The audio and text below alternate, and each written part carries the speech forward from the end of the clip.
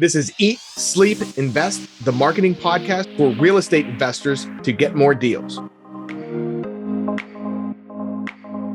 Hey, welcome back, everyone, to another episode of Eat, Sleep, and Invest. I'm your host, Brian Driscoll, and I have Trevor Mauch with us from Carrot. What's going on, Trevor? Brian, what's up, dude? Good to see you, man.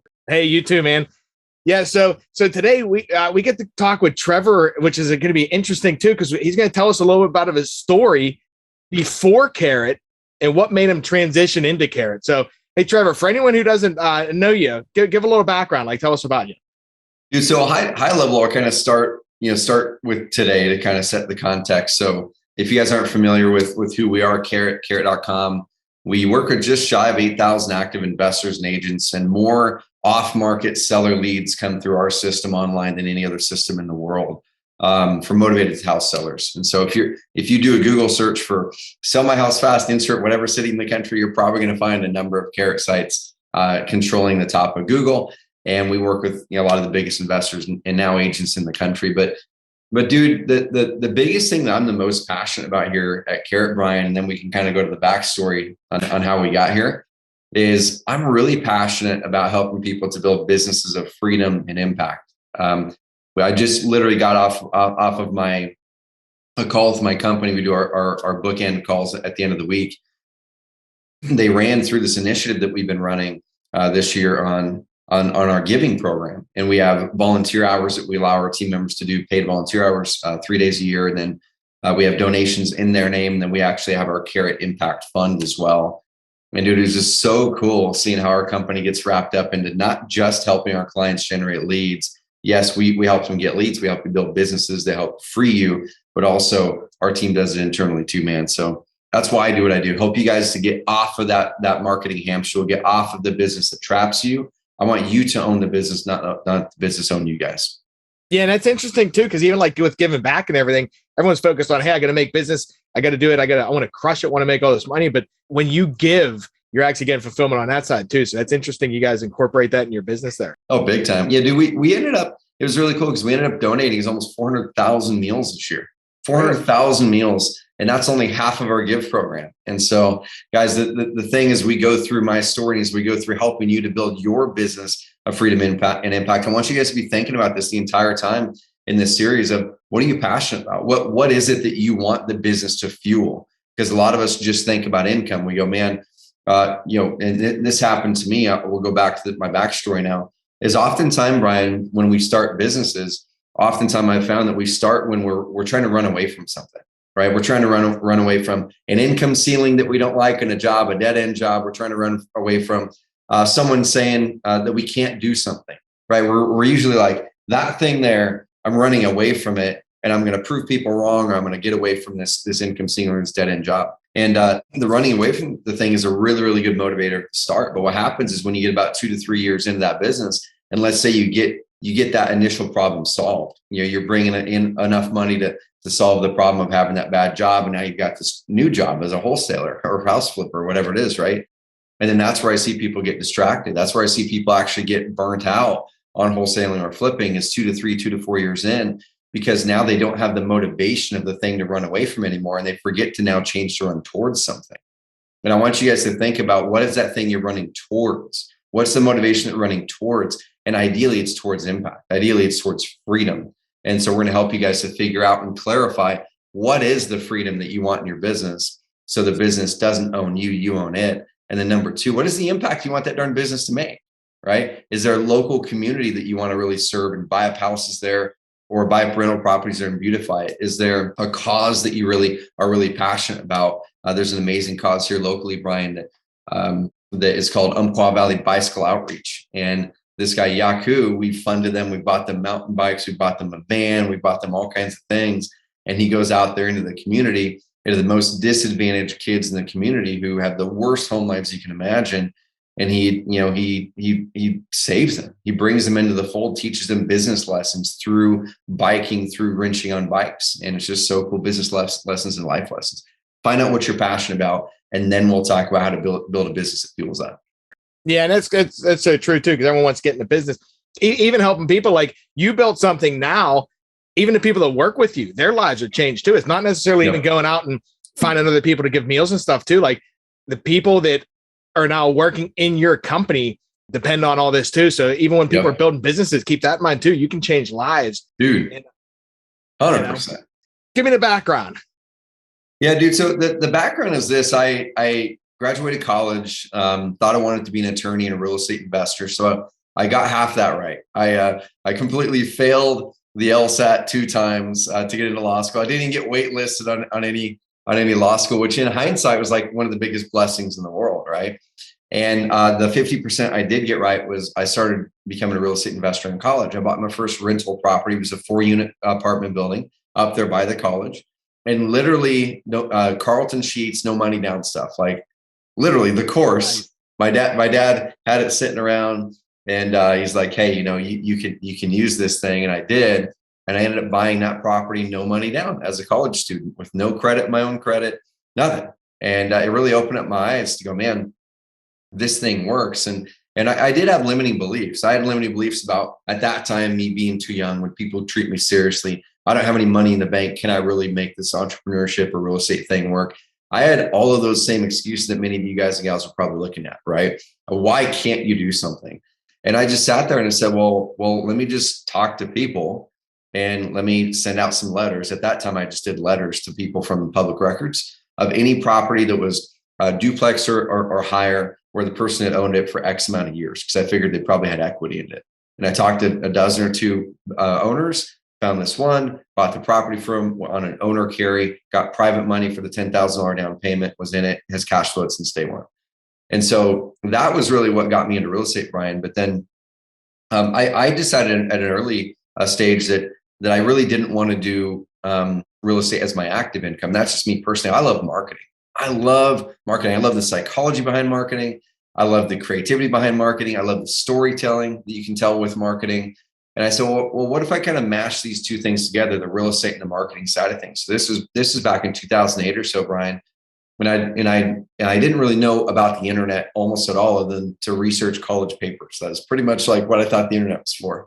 And so I was sitting there. We moved from Klamath Falls, Oregon, small town Oregon, up to Portland, Oregon, for my wife's schooling, and she went to go into the medical field. And my uncle was nice enough to give me a little part-time consulting gig at the mortgage brokerage company that he worked for. And I had a little desk there, and I sat down at this desk and I cold called Craigslist people for mortgages for like 4 hours a day. And then the other 4 hours a day, he said, hey, can you figure out this online marketing stuff? And he walked in there one day and he said, hey, do this Google search. He said, search like Portland mortgage brokers. And I did. And he goes, how do I get there? Like, do you think you can do that?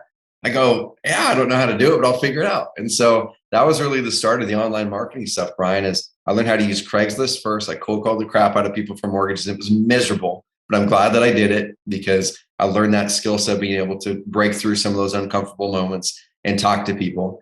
But I had also realized during that time, I never want to do it again. Like, I don't want to cold call. I don't want to do any of that stuff. I just want to attract the most qualified people that come to me that have a problem, that are actually searching for something online. And I remembered, if I was going to search for Portland, Oregon mortgage brokers, I was probably pretty damn motivated. I'm probably actually looking for a mortgage broker. I'm probably looking to buy a house. I mean, can you imagine how high quality that lead is if the person's actively searching for that thing online right now? And I said, what if I just focus 100% on trying to figure out this online thing? So the next 2 to 3 years, Brian, that's what it was. I launched a blog. I learned how to write content that got ranked well in Google.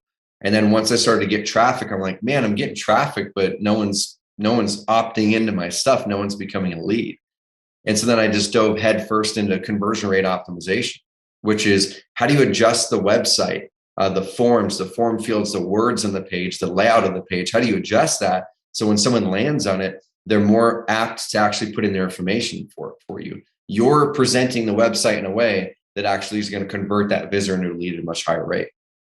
And so when I paired those two things up, really good at organic traffic, putting content online that attracted the highest quality people, and then with a high converting website, dude, I found that, man, I can apply this thing in so many different businesses. And I started to do consulting for businesses on that. Now, the largest company that I had done work for was a company called Halstead International. Now, they're over $1 billion a year business now. But at the time I was working with them, they were at about a $500 million a year business. But if you guys go into Home Depot, And you look at all of that luxury vinyl plank flooring, it's like the life-proof flooring and all that. That's Halstead. They make all that stuff.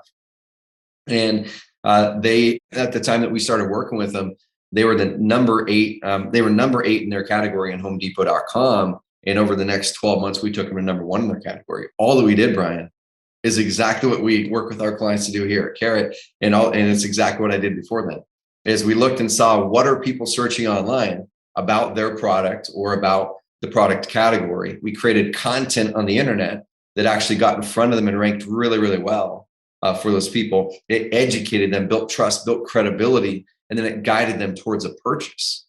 And it's like, man, we can apply this thing to real estate in big ways. And I started to dabble in really expanding out lead generation for real estate investors from about 2010 through 2012, 13. And this is kind of where the big transition happened for me, Brian. Then we'll kind of make the connection with where Carrot came from. But the big transition then came for me was I was doing this work. I had a couple companies. I had built this income stream that was more than I actually thought I probably could have ever built 3 or 4 years before that. But my big goal, Brian, was $4,000 a month. When I wrote that thing down in 2007, I put it on the wall in our living room, and like $4,000 a month, because I knew if I can make $4,000 a month, I could get away from the cold calling on Craigslist, and I could actually have enough money to pay our bills and not go into debt.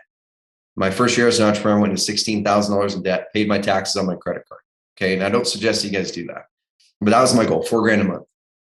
And over the next couple of years, I worked it up to where I was pretty consistently hitting $10,000, $15,000 months. But dude, I was miserable. Like, I was absolutely not enjoying my work at all.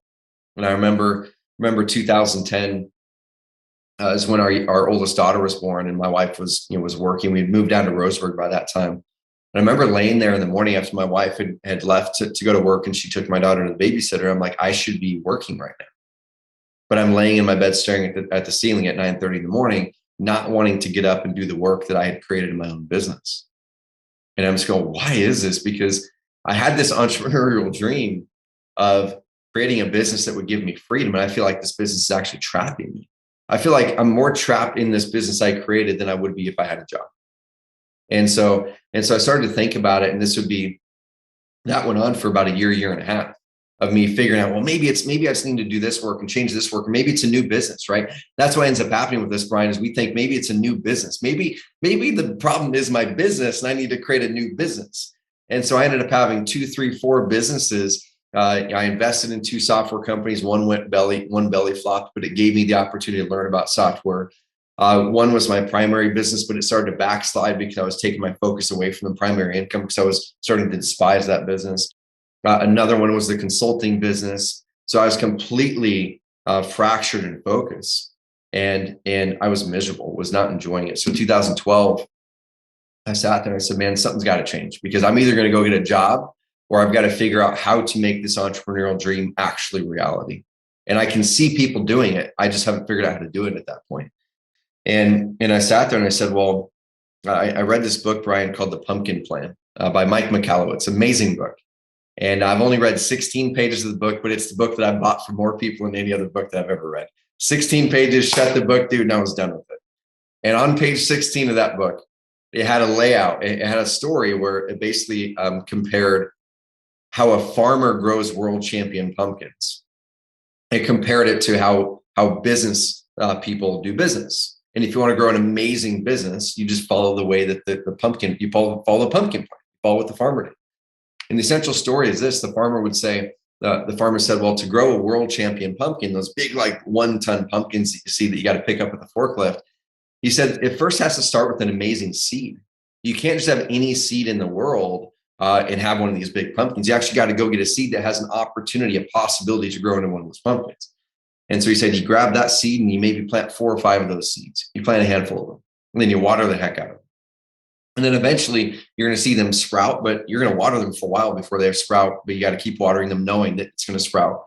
And then eventually you're going to see them sprout, and you're going to see them start to grow. And you're going to find probably a couple of those pumpkin stalks that are growing bigger than the others. He said, what you need to do right away is like ignore the other 3 or the other 4, cut them, just they're gone. Focus on those 2 now. And he said, then eventually you're going to find one of the pumpkin stalks that's just growing bigger pumpkins than the other ones. Focus on that one now, ignore the other one. And he said, now with that one pumpkin stock where it looks like it's growing some really amazing high potential pumpkins, you want to find the one pumpkin that looks like it's got the biggest potential, that's growing faster than the others, and cut everything off that stock. Cut all the leaves off, cut all the other pumpkins off of it. And he said, what happens is all of the nutrients now go to that one pumpkin. Then you just water the heck out of it. And he said the last week, you can actually physically see the pumpkin grow, that the farmer says in the book.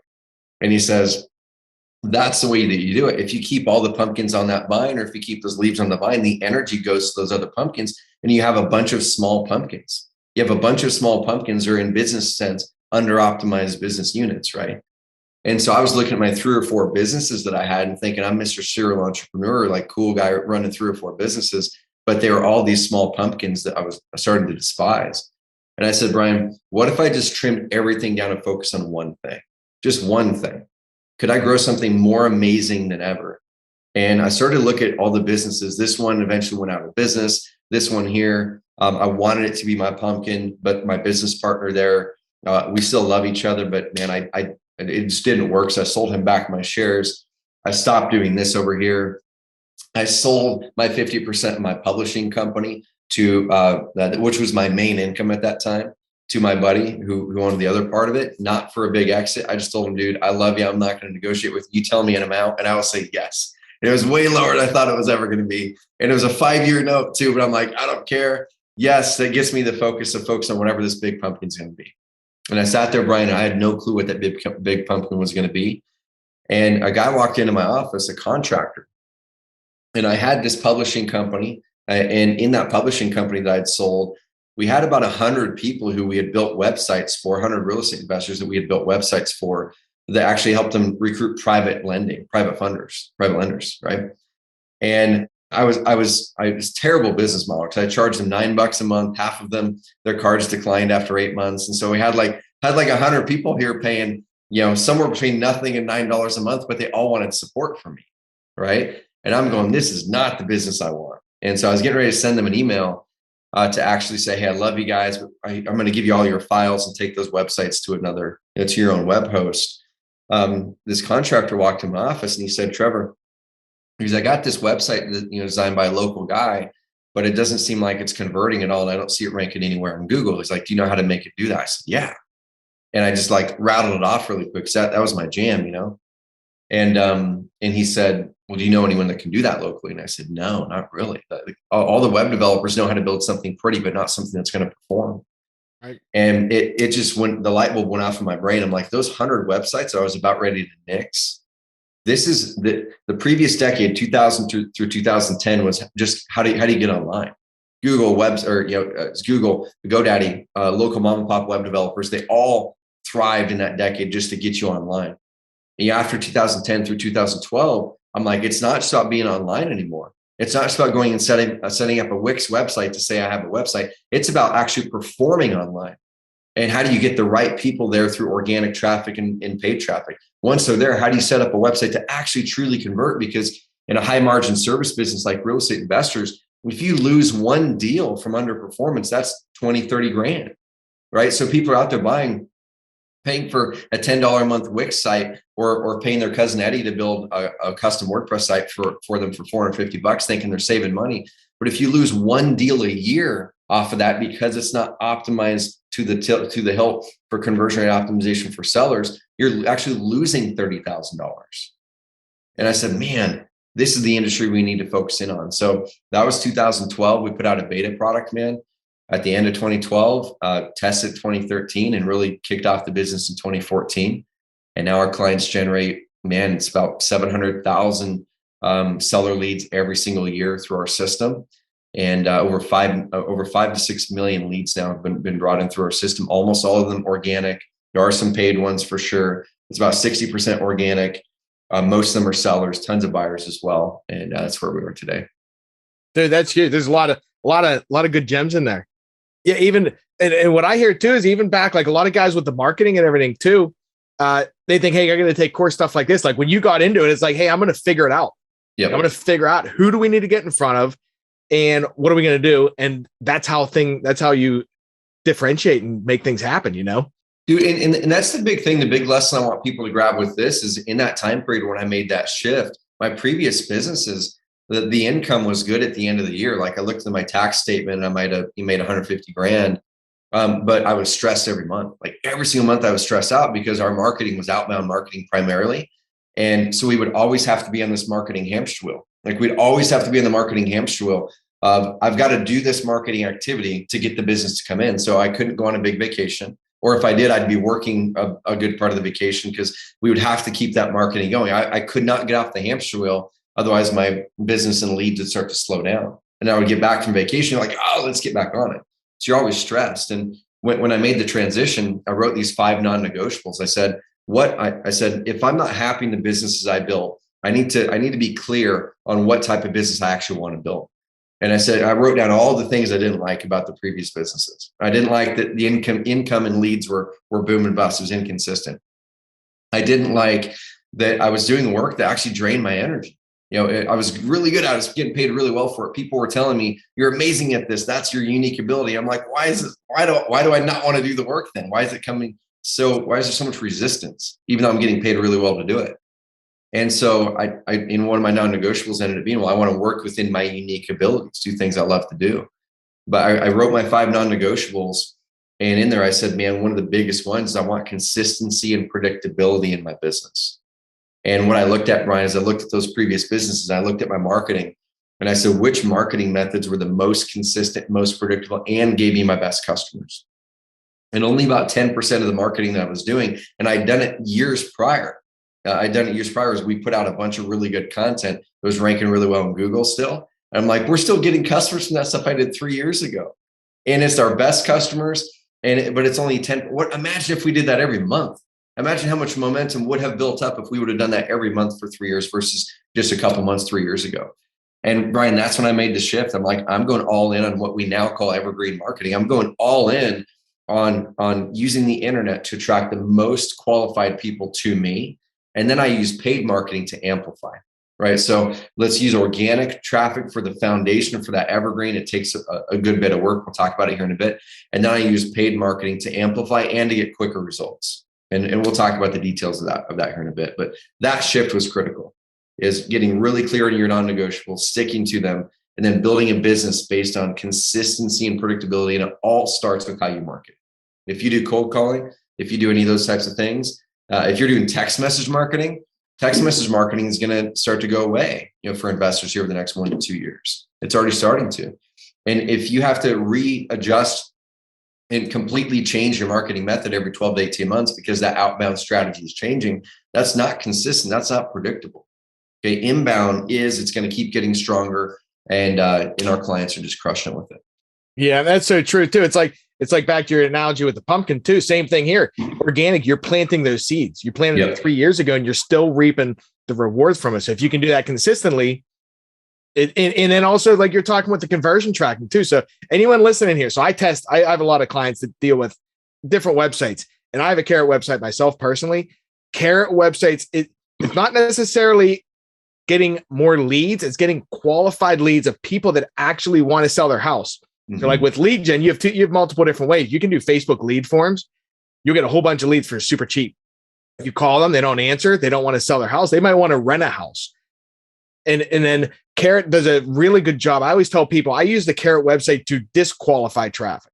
I want people to come to the website, disqualify the people that don't qualify. I don't want to telemarket. I don't want to have a whole bunch of leads. Yep. But it pushes the people away that aren't what I'm looking for anyways. And then it allows the people to come through that actually are motivated and want to sell their house. So for the conversion optimization, things like that, that is huge. And the nice thing is, all you got to do is sign up for Carrot's website, and they've already done it. You don't have to go learn all this stuff. You don't have to take those 15 years and learn it. You can have a website set up in what's it take? 10 minutes, maybe? Yeah. I mean, you get the account, then you log in, choose your website type. You want a motivated house seller site, buyer site, rent to own tenant, mobile home, land, and then it creates it in about 15 seconds. And dude, that's the cool thing. Like as we've been building this business, and one of the reasons that our clients have been so successful, and in turn we have as well, is we hyper focus in on the performance side of it, while everyone else is focusing on how do I build a prettier website, how do I do this, how do I do that. We're like, how do we make sure your websites are the fastest in the industry? And we just yesterday, Brian, we updated our system again. That's making our forms faster and a couple other things even faster right now. And so in the summer, we did a massive improvement on speed on mobile. And so we're focusing on all that stuff all the time. That helps you increase your leads and deals. And then we go, well, shoot, we're going to focus on tech stack, make your website load the fastest and make it amazing on mobile. And then we're going to help give you an edge on the SEO side of things with the way it's set up. And then over here, we're going to help give you an edge on the conversion rate side of things too. So when you stack all those up, it goes back to the concept that I call phantom expenses.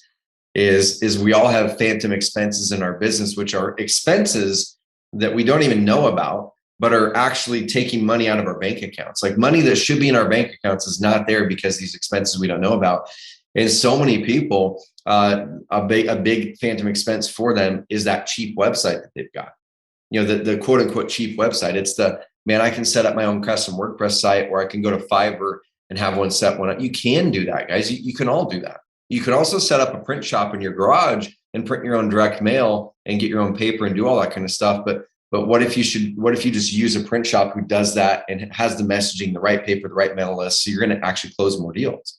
And so how many leads and deals are we losing every single year because we're choosing to go with an under-optimized, cheaper website? One lost deal a year is $20,000 to $30,000. And so how much is that $100 a month investment into Carrot? How much is it saving you versus paying only $10 a month for a Wix site that you think is cheaper? That Wix site's a $30,000 a year website at that point. Right. Yeah, that's huge points there. So we're going to wrap up this episode. We actually have Trevor on for 2 other episodes that we're going to be talking about Evergreen, and then we're going to be talking about some awesome stuff. Cool. Love it. On here, though, what I'm hearing, like if anyone is doing multiple businesses right now, everyone's like, oh, you have to have multiple streams of income, stuff like that, which is fine if it's passive. But if you're spending your efforts running all these and diluting your efforts, what I'm hearing from Trevor is, hey, pick the one that's going to, number one, make the money you need, but give you that lifestyle you're looking for too. Like give you that energy, keep that positive momentum going, and focus on that one thing. Is that what I'm hearing, Trevor? Dude, that's the key, man. And it's so tempting. It's so tempting to go do a bunch of stuff, right? It's like famous in the real estate investor industry. Someone goes out and gets really good at wholesaling. They start a Facebook group, right? Which is great. I love it.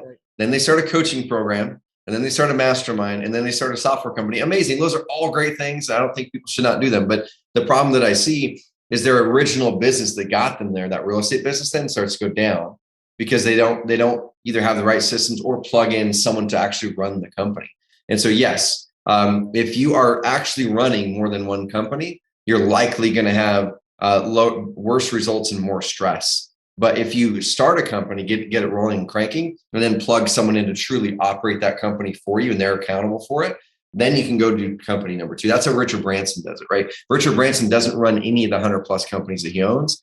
He owns the companies. He finds the CEO to run them, and then he holds them accountable and coaches them on it. And so, yes, focus on one thing at a time, get it off the ground, just like a rocket, Brian. Like it takes a lot of energy for a rocket to get off the ground into space, tons of energy. But once it gets off the ground into space, what does it do? It jettisons the rockets. It sends the rockets back down because it's already up into orbit, and it's way easier once it gets up there. Okay. Right. And so what we need you guys to do is do the work to get, it's hard work. It's a lot of work. It's a lot of energy to get that business off the ground, but it will get easier once you get the momentum and the consistency with the evergreen marketing. Yeah, it's crazy. What do they say? First million's the hardest, right? It is. And it is like you have to, because you're bootstrapping. You have to figure everything out on your own. Yep. And like Trevor's saying, you can replace yourself and then focus on the things you want to do once you get to that level and propel yourself there. Yep. I love it. All right, guys. Hey, well, thanks for coming, Trevor. Hey, if anyone wants to reach out, drop your website again. Yeah, carrot.com, but follow me on Instagram, guys. So Instagram is trevor.mauch. That's MAUCH. Share lots of cool content over there. And I would love to see you guys. All right. I answer all my own DMs. So hit me with the DM if I can help you with anything. Awesome. Hey, man. Well, thanks for being on. And we'll be back soon. Guys, get out. Appreciate it, Brian. Thank you, guys.